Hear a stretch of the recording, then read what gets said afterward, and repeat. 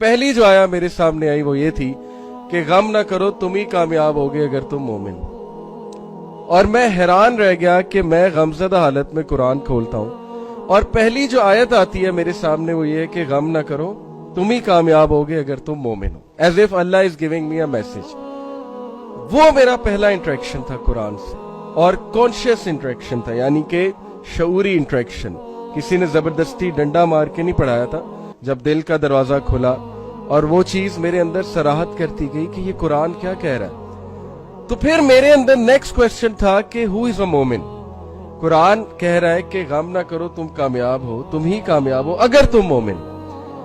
वहां से मुझे ये रिफ्लेक्शन हुई कि I need to research more, I need to read this book more. और वो दिन, और अल्हम्दुलिल्लाह आज का दिन मैं कुरान का स्टूडेंट बन गया। मैंने कहा कुरान मैंने समझना है, कुरान को मैंने मजीद पढ़ना।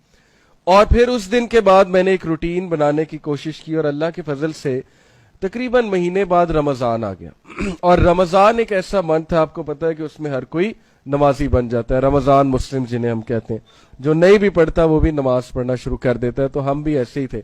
तो उसमें मजीद मुझे इस्तकामत मिली, मैंने 5 वक्त नमाज पढ़ना शुरू कर दी और मैंने साथ साथ कुरान पढ़ना शुरू कर दिया।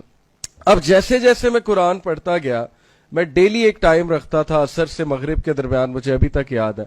और उस दौरान जो मर्जी हो जाए, अल्लाह ने मुझे कंसिस्टेंसी दे दी थी। मेरे दोस्त उस टाइम क्रिकेट खेलते थे बाहर, हॉस्टल के बाहर एक रोड थी, वहां क्रिकेट खेलते थे। वो बुलाते थे क्रिकेट खेल लो, आ जाओ। मैं कहता था नहीं, मैं कुरान पढ़ रहा हूं। और मैं आई वॉज अमेज्ड कि मुझ जैसा केयरलेस बंदा ये कैसे कर सकता है।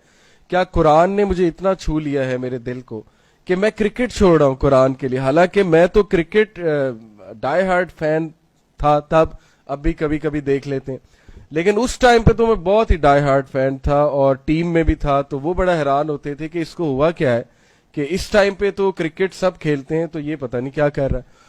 तो मैं डेली इस टाइम पे कुरान पढ़ता था, क्योंकि मुझे यही टाइम पसंद आया, असर से मगरिब के दरमियान। अब जैसे जैसे मैं कुरान पढ़ता गया, यकीन करें कि मुझे मेरे क्वेश्चंस के आंसर्स मिलते गए।